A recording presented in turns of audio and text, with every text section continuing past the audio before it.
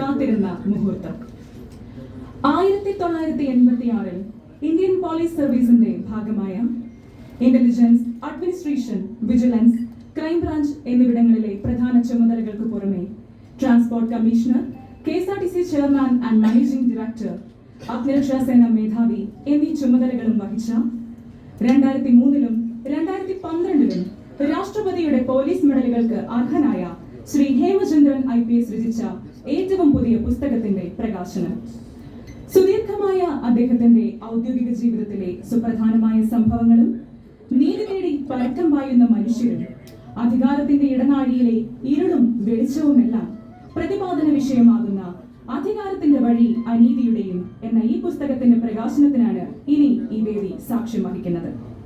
പുസ്തകം പ്രകാശനം ചെയ്യുവാനായി നമ്മുടെ ബഹുമാനപ്പെട്ട ആഭ്യന്തരമന്ത്രിയും ഇന്ത്യൻ നാഷണൽ കോൺഗ്രസിന്റെ സമുന്നതനായ നേതാവും സർവോപരി ഒരു മികച്ച പുസ്തകാസ്വാദകനുമായ ശ്രീ രമേശ് ചെന്നിത്തല അവർകളെ സ്നേഹബഹുമാനങ്ങളോടെ ഈ വേദിയിലേക്ക് ക്ഷണിക്കുന്നു.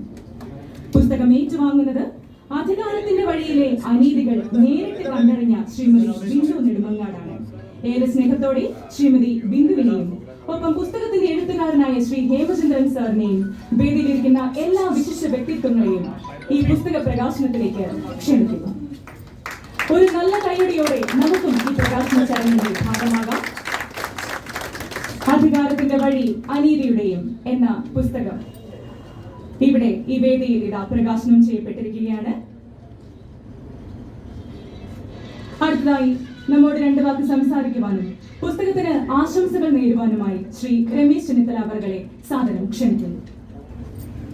പ്രിയപ്പെട്ട ശ്രീ രവി DC, പ്രിയങ്കരായ എന്നീ പുസ്തകം പരിചയപ്പെടുത്തുന്ന എൻ്റെ പ്രിയ സുഹൃത്തും പ്രശസ്ത പത്രപ്രവർത്തകനുമായ ശ്രീ ബാലകൃഷ്ണൻ, ഈ പുസ്തകത്തിൻ്റെ തൻ്റെ അനുഭവങ്ങളുടെ തീച്ചുളയിൽ നിന്ന് ഏതാനും കാര്യങ്ങൾ അടർത്തിയെടുത്ത് സർവീസ് അനുഭവങ്ങൾ,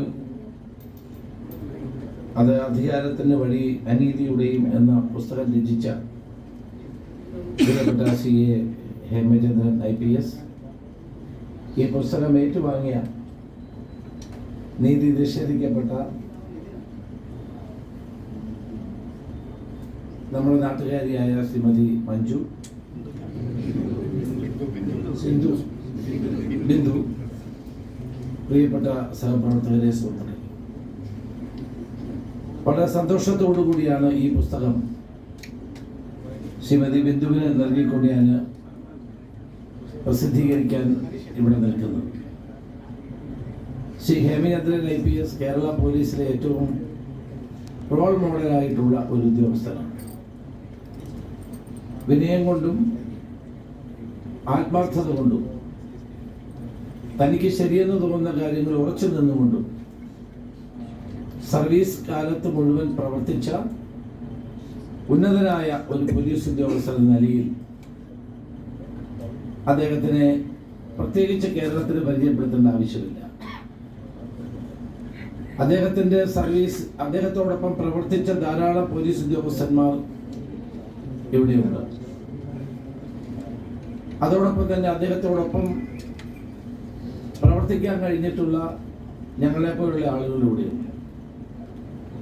ഞാൻ നേരത്തെ ആഭ്യന്തരമന്ത്രിയായിരുന്നപ്പോൾ ശ്രീ ഉമ്മൻചാണ്ടി ഗവൺമെന്റിൽ ആഭ്യന്തരമന്ത്രിയായിരുന്നപ്പോൾ അന്ന് ഇന്റലിജൻസിന്റെ മേധാവിയായിട്ടാണ് ഞാൻ അദ്ദേഹത്തെ ചുമതല നൽകിയത്.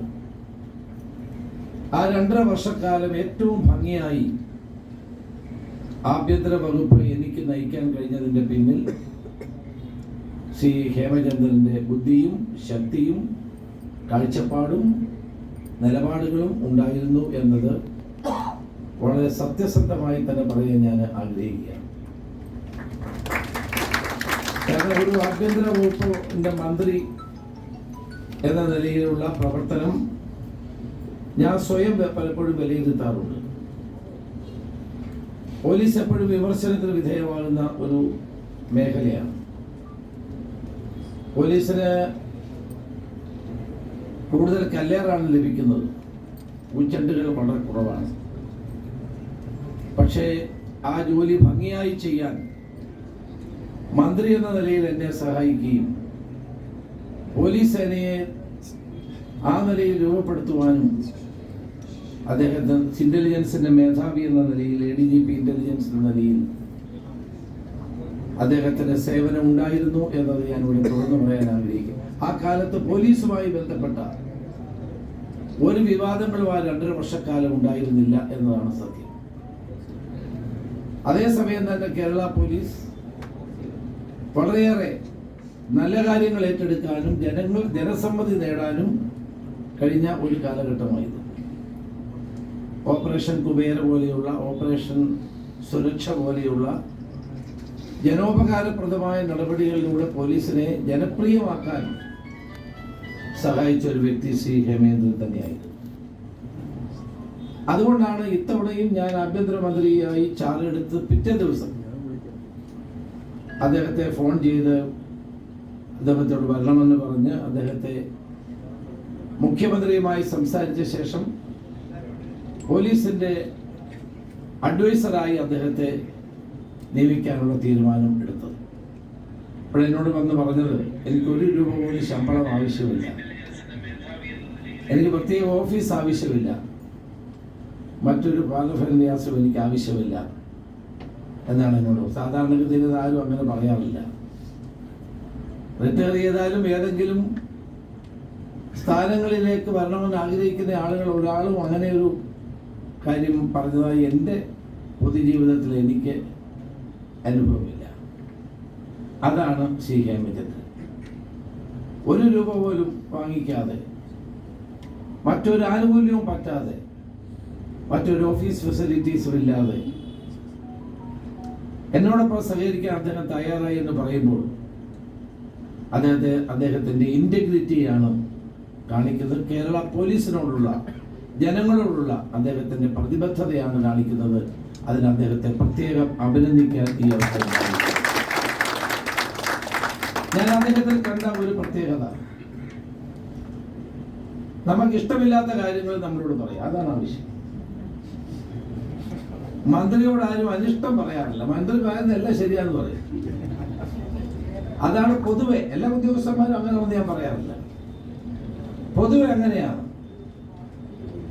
പൊതുവെ എല്ലാവരും നമ്മൾ ചെയ്യുന്നതെല്ലാം നല്ലതെന്ന് പറയും. ശ്രീ ഹേമേന്ദ്രൻ വിനയത്തോട് സാർ അത് ചെയ്തത് അത്ര ശരിയായില്ല എന്ന് വളരെ പൊളൈറ്റായിട്ട്, എന്നാൽ അത് കാർക്കശ്യത്തോട് നമ്മളോട് പറയാറുണ്ട്. അത് നമുക്ക് നല്ലതാണ്. കാരണം നമ്മളൊരു കാര്യം, ഇപ്പം നമ്മളെല്ലാം സർവജ്ഞ വീടും കയറിയ ആളുകളൊന്നും അല്ലല്ലോ. നമുക്ക് തെറ്റുകളുണ്ടാവും, കുറ്റങ്ങളുണ്ടാവും. പ്രത്യേകിച്ച് ഈ വകുപ്പ് കൈകാര്യം ചെയ്യാന്ന് പറഞ്ഞാൽ പുറമെ നിന്ന് നോക്കുമ്പോൾ സല്യൂട്ടുണ്ട്, പോലീസുണ്ട്, ഒക്കെ ഉണ്ട്. പക്ഷേ ഈ വകുപ്പ് കൈകാര്യം ചെയ്യാൻ അത്ര എളുപ്പമുള്ള കാര്യമല്ല. ഏത് രാത്രിയിലും പോലീസുകാർ ഉണർന്നിരിക്കുന്നു എന്ന് പറഞ്ഞതുപോലെ ഏത് രാത്രിയിലും പോലീസ് മന്ത്രിയും ഉറങ്ങാതിരിക്കണം എന്നുള്ളതാണ് ഇതിൻ്റെ അടിസ്ഥാന തത്വം എന്ന് വിശ്വസിക്കുന്ന ഒരാളാണ്.